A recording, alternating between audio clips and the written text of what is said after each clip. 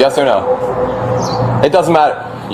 You know what you are to us? You're 3 pieces of paper. That's what you are to us, okay? Dude, stop. Just stop your fucking whole thing. All right, dude. Get up. No. You're going to jail.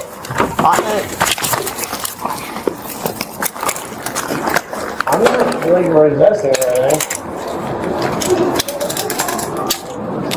I don't give a fuck. Well, I give a fuck, so. Nah, you shouldn't give a fuck. None of your business. All right, well, you gotta leave. Hey, y'all don't own this property. Neither does she. Leave or go to jail. It's that simple. It's that simple. I promise you it's that simple. And this is a public... No, it's not. This is private property. Easement. This is private property. How much you want to bet? You want to bet? You have your, So you're going to get one more chance. Leave or go to jail. Yes or no? Yeah, not gonna happen. Okay. At this point, officers have already explained the situation pretty clearly. The business wants him off the property. But instead of simply leaving, he decides this is the perfect moment to debate property law with the police. The problem is, this isn't really a debate anymore. Officers are giving him a very simple choice: leave voluntarily or face arrest for allegedly refusing to leave private property after being told to go. And judging by his confidence, he seems convinced the officers are the ones who don't understand the law. Unfortunately for him, confidence and correctness are 2 very different things. The officers give him another chance, but he's about to find out that repeating the same argument isn't going to change the outcome. Okay, leave or you're going to jail. Last chance. Yes or no? It doesn't matter. You know what you are to us? You're 3 pieces of paper. That's what you are to us, okay? Dude, stop. Just stop your fucking whole thing. All right, dude. Get up. No. You're going to jail.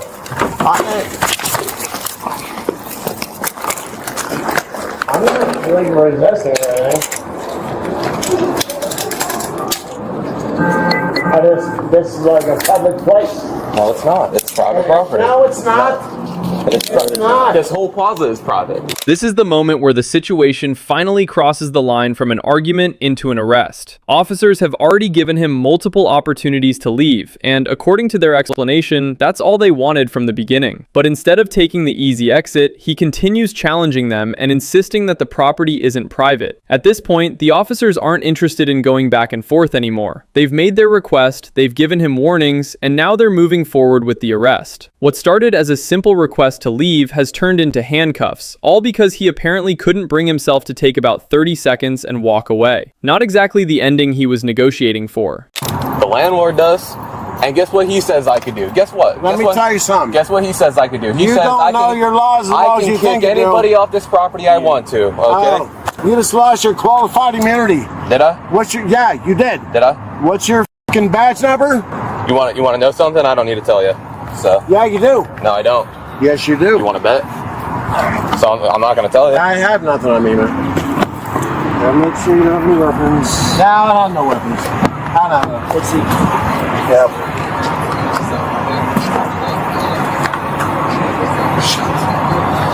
Ow. While the suspect is being taken into custody, he continues trying to turn the encounter into a legal argument. Now he's questioning the officer's badge information and bringing up qualified immunity, as if throwing legal terminology into the conversation might somehow reset the situation. It doesn't. The officers remain focused on the arrest and making sure he doesn't have a weapon. There's also an important detail here. According to police, this wasn't about some complicated investigation. The business had simply asked for him to leave and he allegedly refused. That distinction matters because the entire encounter could have ended peacefully several minutes earlier. Instead, the argument kept going until the officers had no reason to keep offering chances. Yeah, let me ask him. It's just going to be a little weird for him to get it back because essentially what he did is trespass. We asked him to leave, he didn't leave.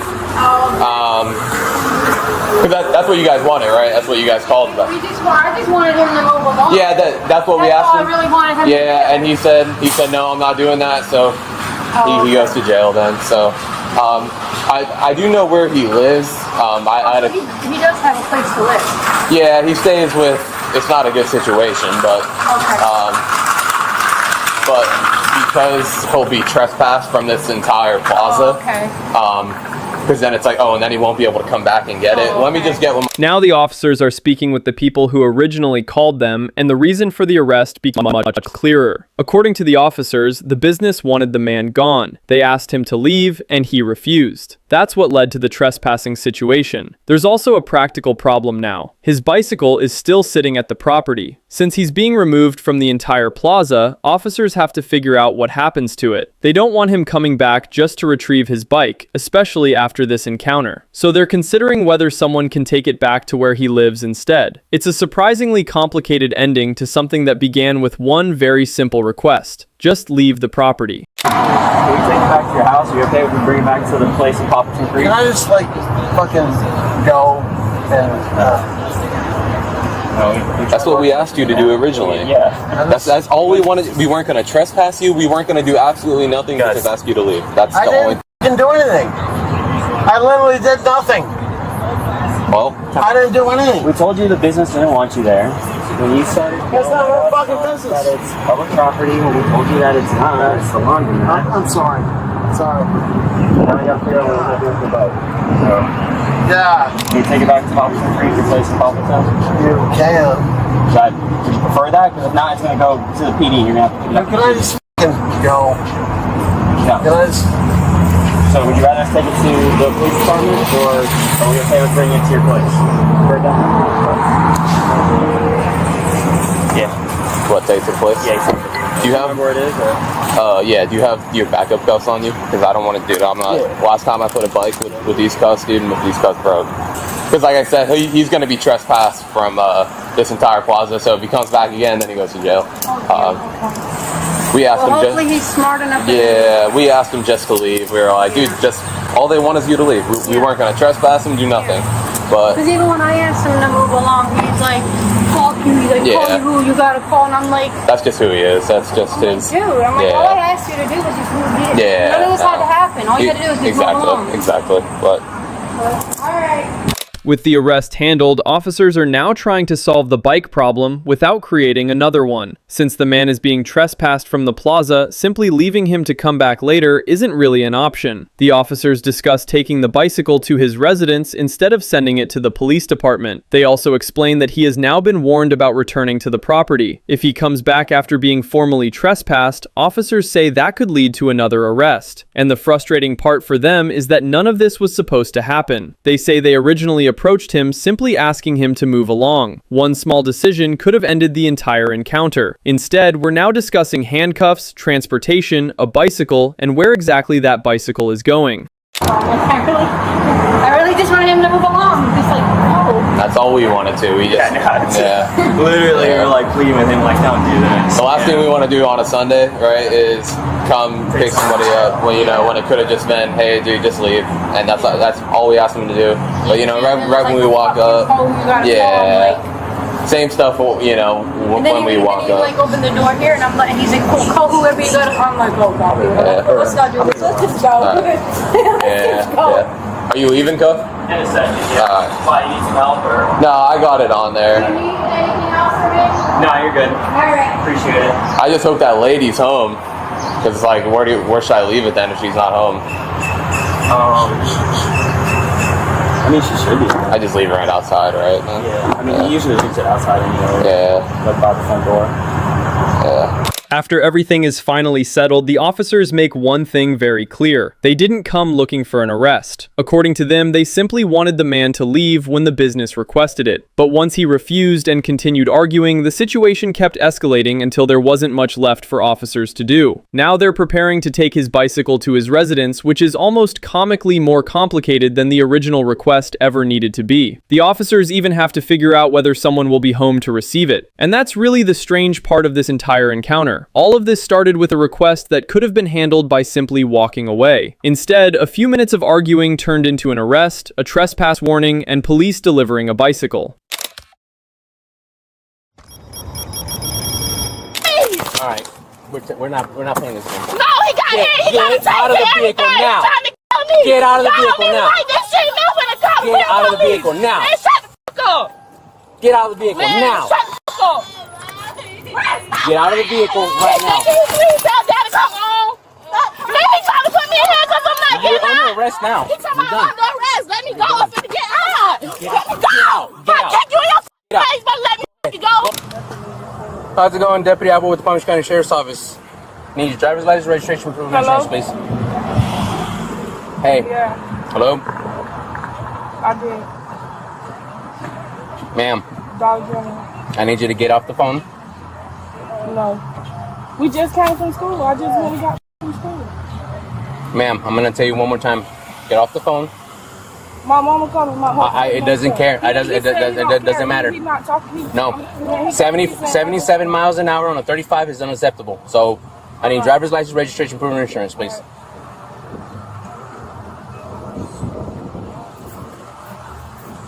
This traffic stop starts with a number that's hard to ignore, 77 miles per hour in a 35. And the deputy quickly realizes this isn't going to be a simple ticket and drive away situation. The driver is still on the phone while the deputy is repeatedly asking for her license, registration, and insurance. At this point, the officer is trying to establish the basics of the stop, but she's focused on the conversation happening inside her phone. Then comes the next request: step out of the vehicle. And this is where a speeding stop starts turning into something much more serious. She hasn't been arrested yet, but she's getting very close to the point where the officer stops asking and starts taking action. Ma'am, I need you to step out of the vehicle now. Alright. That he trying to put me in handcuffs. That he touching me. That he touching me. I need you to get out of the vehicle now. Touching me. Now. That is. Bro, don't touch me. Get out of the vehicle Don't now. touch me, bro. I'm not playing with you. Don't put your hands on me. Get out of the vehicle now. Don't touch me.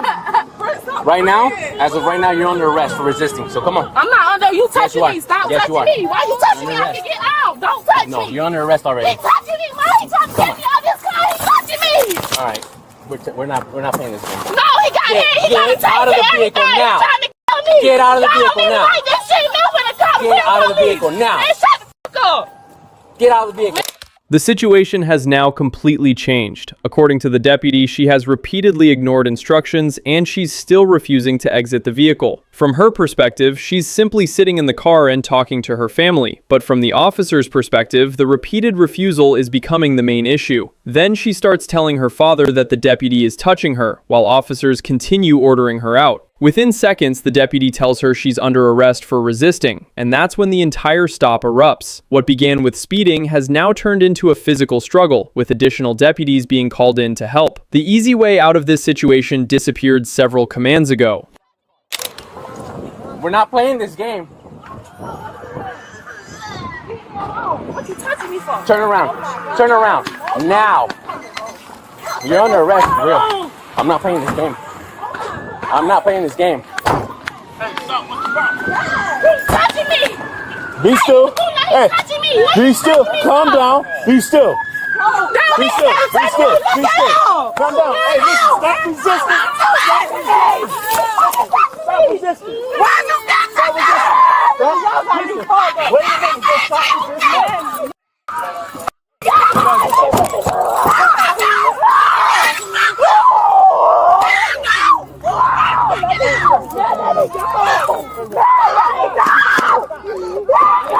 At this point, officers are trying to get control of a situation that has become increasingly chaotic. The deputy keeps telling her to turn around and remain still, while she continues protesting that the officers are the ones touching her. Eventually, additional deputies are involved as she struggles during the arrest. There's no longer any discussion about a speeding ticket here. The focus is simply getting everyone under control without the situation becoming even more dangerous. And despite all the shouting, officers continue telling her to calm down and stop resisting. Unfortunately, the longer this continues, the more complicated the original traffic stop becomes. Listen, what is Because she has the purse. Touch me. He don't supposed to put his hands on me. I don't want to touch me. Touching you. Just get I'm in gonna the have car. one black female. Listen. I don't want him Sit down touching for a me. minute. Sit down for a minute, please. Sit down. That's my niece. I'm niece. I'm auntie.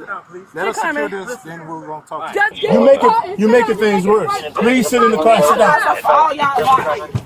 Please sit down. Calm down. He should never put his hands on me. Are you listening to me? But listen to me. Listen to what he has to say. I don't know what happened. No, I don't want to hear none of that. He should never put his hands on me. He touched me in the car, snatched me out of the car. What you trying to put your hands on me for? You don't know me. But It's okay, I got something for him. Watch. Listen to me. You have to calm down, okay? I'm not coming down nothing. He put his handcuffs on me tight on purpose. He tried to snatch me out that car. He put his hand on me, touch me. He don't even supposed to be touching me. What you touch me for? You don't gotta touch me. What you touching me for? Okay. Listen, can you calm down for just a minute, please? Let me talk to you. Okay. Calm down. All right. Calm down. All you had to do is listen to what he was telling you to do. That's it. I told him I was on the phone with my parents. He said, I don't care what you doing. I don't care what you doing. And open the door, start touching me. What you doing that for? I never saw no officers do that. Once things finally settle down, the argument shifts from physical resistance to competing versions of what just happened. She insists the deputy had no reason to touch her and says she was simply on the phone with her parents. But another officer tries to bring the conversation back to the beginning. The deputy gave her instructions and she needed to follow them. That's the part she isn't accepting. She believes the deputy escalated the encounter, while officers believe her refusal to comply caused the situation to escalate. Neither side is changing their story. And now the deputy is about to explain exactly why this stop went from 77 miles per hour to an arrest. I'm on East Main Street. I'm sitting there. This Hyundai flies right by me. Okay? Fast, yeah? Real fast. Okay. 77 miles an hour. I have it. That's gonna be a 10-4. I had to catch up to her and go up to 90 miles an hour to catch up to her. When I pull her over, I get to the window, she automatically is on the phone. I'm like, I'm trying to introduce myself and tell her the reason why I pulled over. Now, she has no seatbelt. The other kids have no seatbelt on. Okay? Nobody has seatbelts on. She's going super fast, and that's literally endangerment for the other two kids. Yeah. Okay? Yeah. And when I tell her I need a driver's license, registration, proof of insurance, she ignores all lawful commands on that. Multiple times. Here's the officer's version of events, and it puts the entire encounter into perspective. According to him, the vehicle was traveling 77 in a 35, and he says he actually had to accelerate significantly just to catch up. Once he reached the vehicle, he says the driver was already on the phone and wasn't wearing a seatbelt. He also says 2 other children in the vehicle weren't restrained. Then came the repeated requests for identification, registration, and insurance. According to the deputy, those requests were ignored several times before he ordered her out. From his perspective, the arrest wasn't the plan when he first walked up to the window. The traffic stop became an arrest only after he says the driver repeatedly refused his commands. Who car she in? You could take her. I don't want him with her. Because all them people said that he was very aggressive with her. Everybody said he was aggressive. Everybody that called me said he was so aggressive with her. She ain't never got pulled by no police. She never got pulled. She don't know how to react. She don't know. Like if it never happened, she don't know. But slamming her down and doing all that, instead of just letting her call me and I would have came up there. I was on the phone. He was right here. You saw everything. Nobody slammed her down. She would have been calmed down even when he tried to tell her to calm down. Man, that girl, she's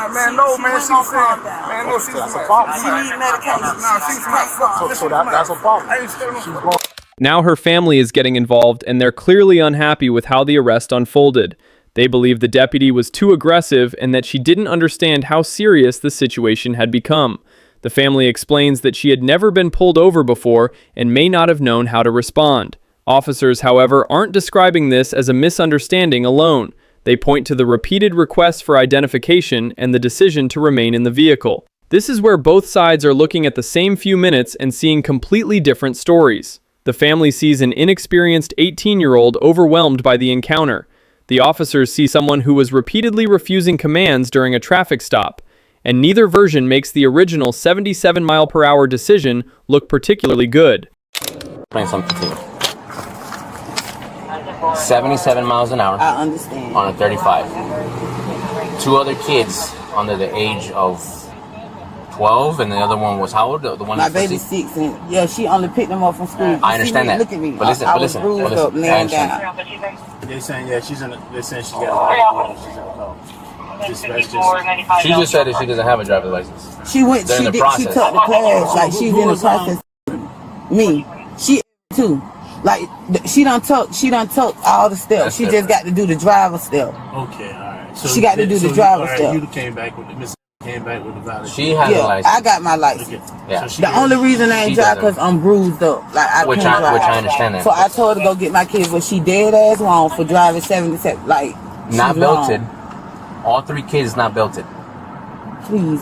The conversation now gets more serious because the officer explains exactly why the speed matters. We're talking about 77 miles per hour in a 35 mile per hour zone, with other children reportedly inside the vehicle. The family explains that she was picking the kids up from school and was apparently in the process of getting her driver's license. But the officer points out that, according to the records check, she didn't actually have a valid driver's license yet. So now the situation isn't simply about an inexperienced driver making a bad decision. There are multiple issues officers say they encountered during the stop, including the speed, identification, and failure to follow commands. The family understands the driving was wrong, but they're still trying to make sure the consequences don't become worse than necessary. But she said it.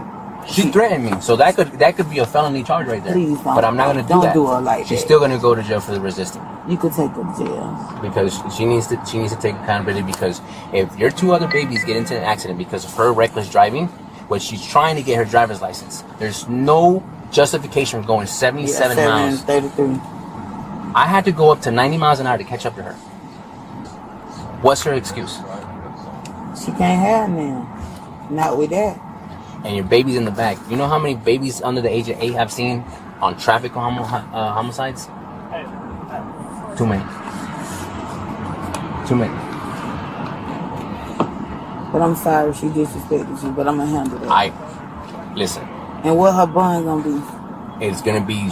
The deputy makes an interesting distinction here. He says the girl's threats could potentially have led to another charge, but he isn't pursuing that. Instead, he's sticking with the resisting allegation and the traffic-related violations. He also makes it clear that he isn't trying to pile on every possible charge just because the encounter became heated. According to the officer, the bigger concern was the danger created by the speed, especially with young children reportedly inside the vehicle. Her family agrees that she made a serious mistake, even while defending her character and saying she's a good student. At this point, the focus shifts from arguing about what happened to figuring out what happens next, and that means court.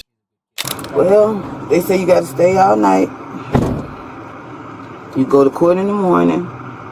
They're gonna set your bond. And he said he's not gonna charge you with resist. He's gonna charge you. He's not charging you with everything he could charge you with, but he could charge you for everything. Everything you did. He could charge you, babe. But he was wrong. Babe, no, babe, you was wrong. No, babe, you was going 77 and 33. Why didn't you give him your ID? He ain't asked me. He said, "Can I get your license to register?" I said, "I don't have no license to register." He told me something. I said, "I'm on the phone with my He said, "I don't care. I don't care. I don't care." You was going, babe. Then he went and he opened the car door and grabbed my arm. 77 and a 30, baby. You was going 77. I keep telling you. He was in taser. That man put that in. You can ask my sister. My sister said, "Why you pulling that taser out of her?" Because you was acting like you didn't have sense. You was acting like you didn't have sense, so he had to react how you was acting. He was acting like that when he came to the car. By now, the family is trying to explain to her what comes next, and the message is much simpler than anything she heard during the stop. She made mistakes, and now she has to deal with the consequences. They acknowledge that the deputy could have added more charges, but according to the family, he chose not to. She's also reminded that she was traveling 77 in a 35 and didn't have the driver's license she was supposed to have. She continues insisting that the deputy ignored her while she was on the phone, but her family isn't completely buying the argument anymore. The final outcome is that she spends several hours in custody, posts a $1,250 bond, and is released later that day. The 2 criminal charges eventually enter a pre-trial diversion program, meaning they can be dismissed if she completes the program. The speeding citation, however, remains pending.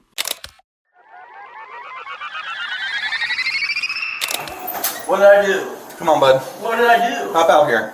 Am I getting arrested for what, man? You're under arrest for aggravated menacing, all right? Menacing for what? Menacing for what? Aggravated menacing. What is that? Drop what's in your hands. What is aggravated menacing? Put your hands together. Make it. They don't want you here. For nothing, bro. They don't want you here. I did nothing, though. But that's fine, but they still don't want you here. For what? It doesn't matter. It does matter, though. It doesn't matter, man. It does, though, dude. How does it not matter? This person says, or people at the business say they don't want you in there. You can't go in there. What? It doesn't matter. It does though. They just might not like you. I don't know. It doesn't matter. Bro, it's a fucking bar. Yeah? It's a private establishment. They can choose to serve whoever they want. Dude, that's fucked up, bro. Officers have now confirmed the bar wants this man gone, but he isn't accepting that answer. He keeps insisting he did nothing wrong and argues that the business has no reason to remove him. The officers explain that the establishment can decide who it allows inside, and they're giving him one very simple option: stay away from the bar, and this ends here. Unfortunately, that option doesn't seem to be making the cut. And just when it looks like this might end with him simply walking away, officers hear something much more serious from the people inside. If you don't go back there, we don't have anything else to do with you, all right? Can you do that? Bro, I hang out there, dude. I did nothing, man. Okay. Nothing, dude. They have the right. They feel uncomfortable around me. They have the right Why to is tell that you not my to come problem? back. Okay. I didn't do anything, dude. Well, they wouldn't have called us if they didn't feel like that. Bro, I hang out there all the time. I didn't threaten nobody. I didn't pick a fight with no one. I'm yes ma'am, yes sir. That's it, dude. Okay. The officers are still trying to give him an easy way out. Don't go back inside, and there won't be anything else to deal with. But he's stuck on the idea that he did nothing wrong. That's when the officers learn that the complaint isn't simply about being unwanted. Witnesses reportedly say he made a threatening statement about the business. Suddenly, this isn't just a customer refusing to leave anymore. Officers now have to determine exactly what was said, who heard it, and whether the situation requires an arrest. And that investigation is about to put him in handcuffs. He came in, he goes, I will shoot the fucking place up. I heard it, he came out, you can watch the video. He's like, he was threatening her, and he goes, I will shoot, he said it twice, I will shoot this whole fucking place up. They're shutting down the establishment. He's gonna go in there, and he's a problem. I'm saying it depends. You guys want to be victims out of this, right? You want to, Sure. you guys want to prosecute against enforcement, and you're willing to do that. All right. What did I do? Come on, bud. What did I do? Hop out here. Am I getting arrested for what, man? You're under arrest for aggravated menacing, all right? Menacing for what? Turn around. Menacing for what? Aggravated menacing. What is that? Drop what's in your hands. What is aggravated menacing? Put your hands together. Making deadly threats against people, all I right? didn't deadly threaten anyone, dude. We have lots of witnesses, No, all right? I didn't threaten anyone, sir. Stop turning. Man, I didn't threaten anybody, dude. Stop turning. Come on, dude. The dude threatened me, bro. Dude, the dude threatened me. I didn't threaten anybody, bro. Turn your hands around. Dude, I didn't threaten anybody. Dude, I didn't threaten no one, man. Okay, who did I threaten, sir? Everybody in the bar. I said I'm gonna come in and spray paint the place, bro. I didn't threaten anybody, bro. They said you were going to come in and shoot the place. No, I said I'm gonna spray. He genuinely seems confused when officers place him under arrest for aggravated menacing. His first reaction is basically, what did I do? But officers tell him they're dealing with alleged deadly threats and that multiple witnesses are available. He immediately denies making any threat and claims someone else threatened him. The problem is, officers say the bar has several people backing up the complaint. Now he's trying to explain that he only talked about spray painting the place. Unfortunately, that's a very different story from what witnesses reportedly told police. We said we have to kill 3. Sir, I want to do that. I came in here and spray paint the place. I'm a train rider. I spray paint you. Listen, I spray paint things, okay? Okay. The lady that owns that place, she was absolutely terrified of you, and she said you were going to come back and shoot the I place. said, let's come back and spray paint the place, man. Listen, I put on my life. I will not say that. I ride trains, dude. I paint things, dude. Please, I want to do that, dude. All right. Do you see how it's close? Well, like I said, we got a lot of witnesses. I know. I came in there and I yelled it. Okay. Come on, man. I didn't threaten anyone. I want to do that. Come on, man. Let's get him. Let's get him searched. Sir, can you? Hey. Dude, I didn't threaten no one. I didn't come in. At this point, the suspect has settled on one explanation and is repeating it over and over. He says he threatened to spray paint the business, not shoot it. Officers aren't convinced. They tell him the owner is reportedly frightened and that multiple witnesses describe the statement differently. He keeps insisting they misunderstood him and even explains that he's involved in graffiti and paints trains. But here's the problem. Officers aren't deciding the case on the roadside. They're documenting what witnesses say happened and taking him into custody while the allegation is handled through the legal process. Right, so here's the thing, all right? You'll have your day in court. No, come on, man. I didn't do that, though. You gotta listen. I didn't threaten nobody, dude. Can you listen to me? Okay. Dude, I don't like going to jail. I'm not like that, man. I'm not dumb like that. I know the law. I've been around the world, bro. Right. I'm not like that, man. I said I'm gonna come in here and spray paint the place, bro. I put it on my life. I would not say that. We have lots of witnesses. I get it. I know it's close, but I would not say that. I said I'm gonna come in here and spray paint it. We have probable cause to believe. Okay. Dude, I get what I look like. All that. Listen to me, man. You know why they kicked me out of the place? Because they feel uncomfortable. I didn't threaten anyone, okay? I didn't threaten no one. They've said I've made them feel uncomfortable. I came in there, so I'm gonna spray paint the place. I did not threaten anyone. I'm not dumb like that, man. This is what we're working with, okay? Come on. We have lots of witnesses. The officers make it clear that arguing with them isn't going to change what's happening next. He keeps insisting that he never threatened anyone and says he knows the law, but the officers have already spoken with multiple witnesses and they're telling him that his version will be part of the report too. That's probably the least satisfying answer he could hear right now. You're free to disagree, but the disagreement doesn't cancel the arrest, and his continued protests are only making an already tense situation harder to manage. Please don't fucking do this. I would not say that, dude. Fuck. Dude, I'm not gonna have a good time in there. I did not do that. I did not threaten no one. I promise you, man. I did not threaten. I was spray paint. I'm a train rider. I spray paint trains, dude. I would not come in there and say that. You need to calm down, all right? Bring it down. Dude, okay. Let us do our job. Dude, I didn't. Bring it down. I didn't threaten no one, man. Dude, I didn't threaten anybody, dude. I didn't threaten no one. How's this come off your belt, man? Dude, I didn't threaten no one, man. What? I didn't. Dude, I said spray paint the place. I yelled it all the whole time when I was out there. Okay, we got you. Okay. But dude, no, that's fine. I'm not. I didn't go. I'm going to jail for something I didn't do, dude. I didn't say that. By now, the suspect is clearly frustrated and repeatedly promises that he would never make the kind of threat officers are describing. He keeps returning to the same explanation about spray painting the building. Officers, meanwhile, are trying to finish securing him and get him transported. This is one of those situations where the more someone argues about the arrest, the longer the process seems to take. And despite all the frustration, the officers keep telling him to calm down and let them do their job. But he still isn't ready to let this argument go.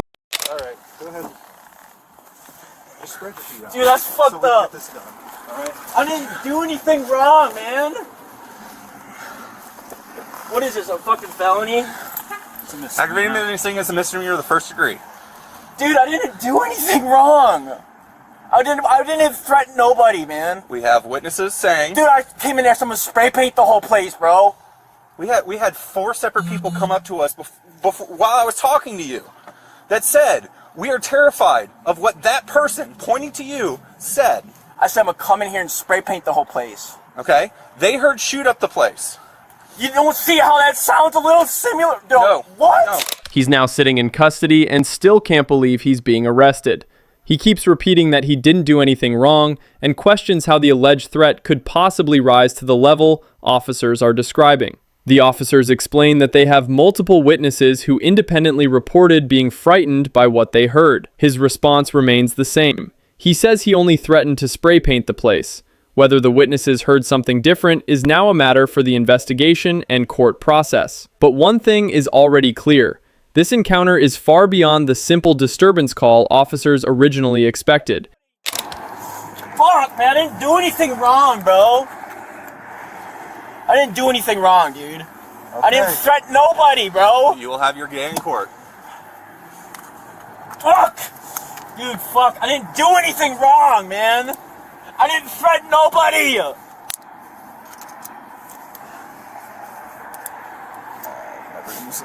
Dude, I said I'm gonna come here and spray paint the whole place, bro. How? Dude, why the fuck?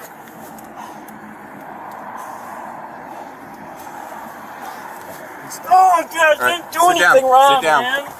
I didn't do anything wrong, bud. Look that way. Even after being told that the allegations will be addressed in court, he's still repeating the same defense. He says he never threatened anyone and only talked about spray painting the business. Officers aren't going to settle that argument on the side of the road. According to them, multiple witnesses reported hearing a threat involving the business, and that's why the aggravated menacing arrest was made. His frustration is obvious, but at this stage, there's really nothing left to debate with the officers. He'll have an opportunity to challenge the allegation through the legal process, but for now, the night isn't ending at the bar.